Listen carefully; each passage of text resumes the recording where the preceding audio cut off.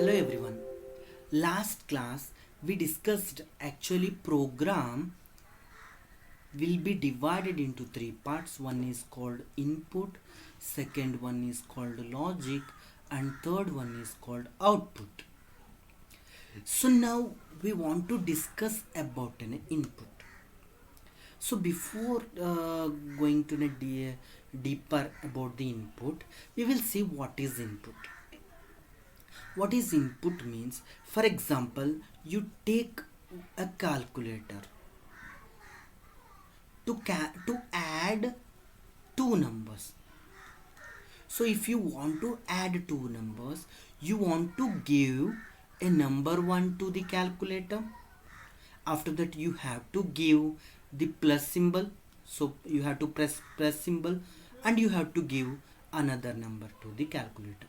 These number 1 and number 2 are treated as input, because if you want to perform addition, you have to provide an input numbers to a calculator.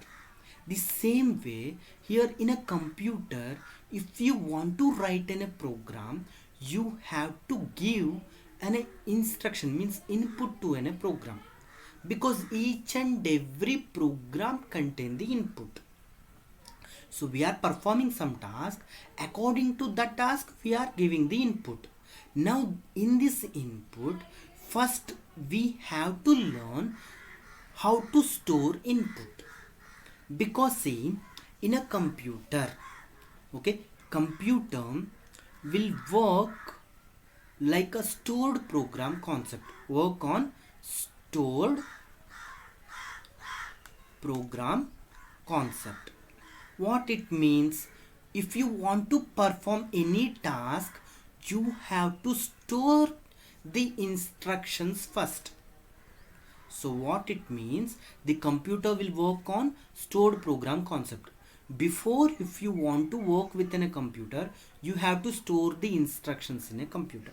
Then only it is possible you can perform any task. Now, in case if this is the concept, so not only the computer, even we are the human. Okay. We also, if you want to perform any task, what you have to do, you have to first store in your brain, then only it is possible to perform any task. So now in case of that, so if you want to store your input in a computer, for example, if you want to store input in computer, so you have to allocate memory. What you have to do, allocate memory in a computer to your input. First, what you have to do, you have to allocate memory. To allocate memory, you need to learn about any data types. You have to learn about any data types. Why data types is needed? Because see, if you want to giving an input, so that input must be stored in a computer memory. So if you want to give an input, and that will be stored in a computer memory, to store that, the first task is to allocate the memory. So what is the first task? Allocate the memory. So first task what? Allocate the memory. So for example, the computer memory, for example, we treat this is a computer memory. The computer memory will be divided into small chunks. Okay, this chunk is called byte. Again, this byte, the small chunk, if you treat it as a byte, this will be again divided into even smaller pieces. That is called bits. Okay, why? Because computer will work completely on bits. Bits means the computer will store only zeros and ones, because computer will understand only machine language. Machine language means, don't think zeros and ones are language. Actually, computer will understand only electric pulses. Electric pulses. In electric pulse, if this is called positive and this is treated as 1, and down pulse is called 0, means negative pulse. That is why we will say computer will store only the information in bits called zeros and ones. Now if you want to store that bits, you have to allocate first memory. Now why we have first, why we need data types? For example, you see, I have in a box and I want to store single digit number. Yes, one digit it will be fit. Happily I can store. Now I have two digit number. Same size box. Okay, I will try to fit. Yes, two digits I can store. The same size box I want to store three digit number. Now I am trying, but what happened? One digit is truncated. It is called truncated, or one digit is not fit and complete data is corrupted. See, shall I identify what is this number properly? No. According to the size of the number, I want to allocate the boxes. Okay, I want to allocate size of the memory. So if I have one digit, I can store one box. If I have two digits, I can allocate two boxes. Three digits, three boxes. If such a way I am allocating, definitely it is possible for me, I can allocate.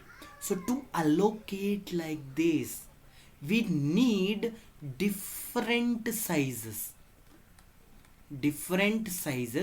of allocation. That different sizes of allocation will be done by data types. Not only this, even will not store only the numbers. I can store alphabet and number are different. I will store special symbols, special symbol and number is different. So I will store different types of data. So that's why, and even in a numbers, for example 9 and 9.5, both are different. This number is called fractional number and this is called a common number, or this is called natural number. So that's why I am storing here different types of data types. This is called actually integer and this is called actually float in a computers. So now we will see data types. Okay, now we are seeing data types. Data types will be divided into two types. One is called primitive data type. Next, another one is called non-primitive data types. In a primitive data types, it will be categorized into integer, floating number,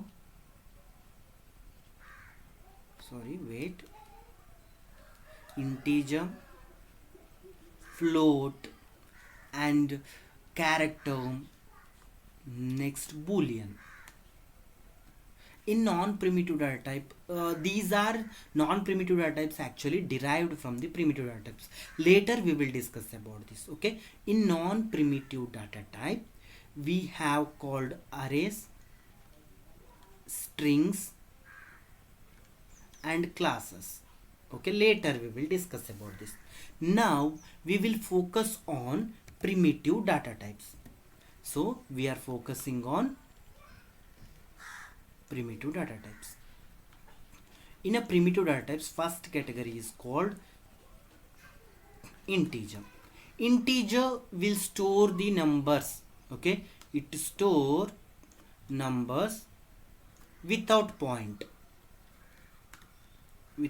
like 9, 99, 100, 101, 501, like that. Any number it will be stored. In this integer we have four types again, because according to the size of the number, for example 1 digit, 2 digit, like that, according to the size of the number we have to allocate the memory. So that's why in an integer again we have four types. One is called byte, second one is called next one is called short, next another one is called int, next we have a long. Byte will allocate only 1 byte of memory, short will allocate 2 bytes of memory, integer will allocate 4 bytes of memory and long will allocate 8 bytes of memory. Okay, remember this. Okay, these memory sizes. And next, even we have in a range.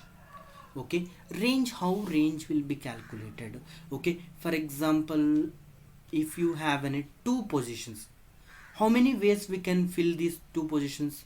Because I can fill, for example, I have only zeros and ones. Okay, in a we have in a computers only zeros and ones. I can fill 0 0 0 1 1 0 1 1 four ways. So two positions we can fill in a 2 to the power of 2, like that. These are called actually bits, no? So 2 bits we fill 2 to the power of 2. 8 bits means anyway we have 2 digits, 2 to the power of 8 ways we can fill. 8 ways we can fill. In that 8 ways, even we have a positive and negative. So for example, let's later we will discuss about range in detail. Later I will explain about range, because see, we are taking 2 bits. This will be filled, only we have zeros and ones in a computer, so these will be filled with 0 0 0 1 1 0 1 1, like that 4 ways. In this we have to fill 2 to the power of 8 ways. Again, in that 2 to the power of 8 divided by 2, because half will go to half will go to minus 2 to the power of 7 is negative numbers. 2 to the power of 7 minus 1 are the positive numbers, because we are including 0. Okay, this you will come to know later. If you are 2 to the power of 2, 2 bytes means 2 into 8. So how many? 16 bits. So now you have 2 to the power of 16. Again divide by 2, because half will go to a positive and negative.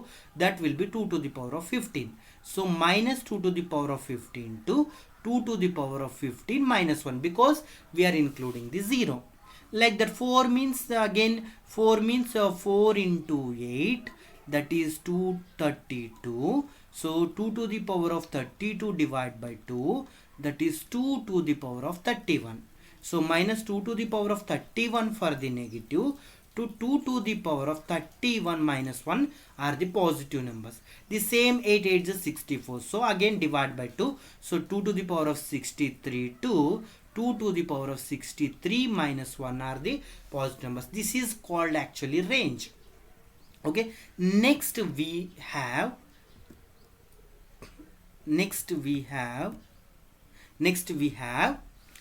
long floating point numbers. Next we have floating point numbers. So it will store numbers, with point, like 1.1, 2.5, 3.6, 7.8, like these numbers we will store in a float. Again, these floating point will be divided into two types. One is called float, another one is called double.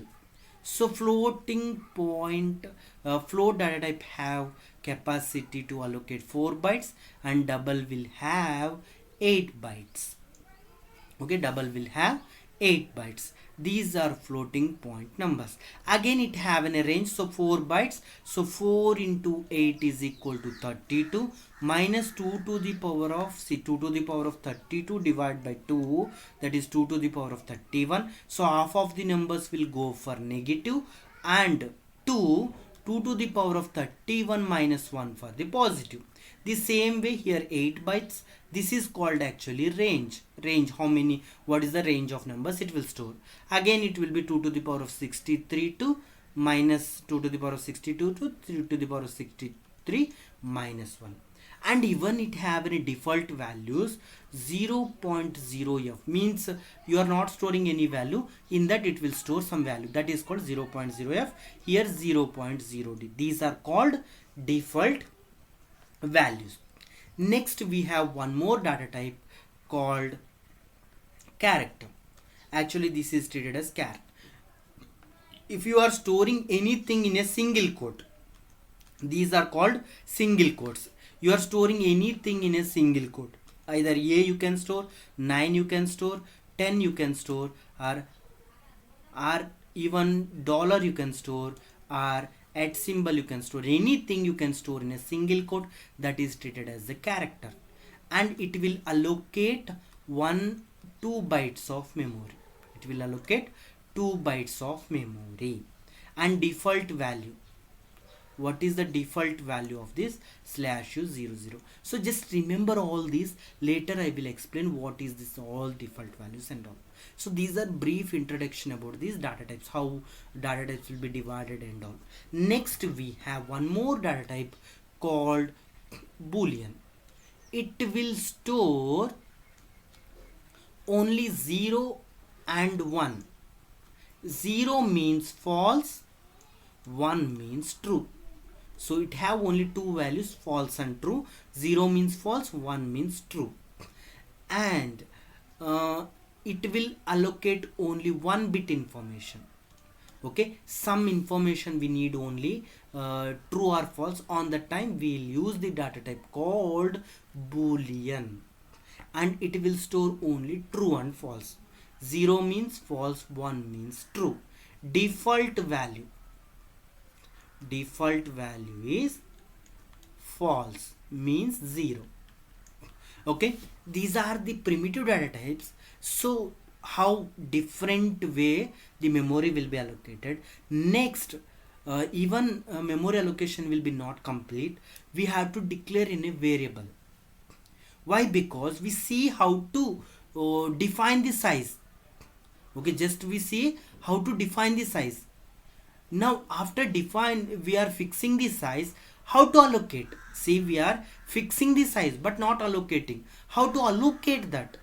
So next video I am going to explain how to fix and allocate the size. Now we are fixing the sizes.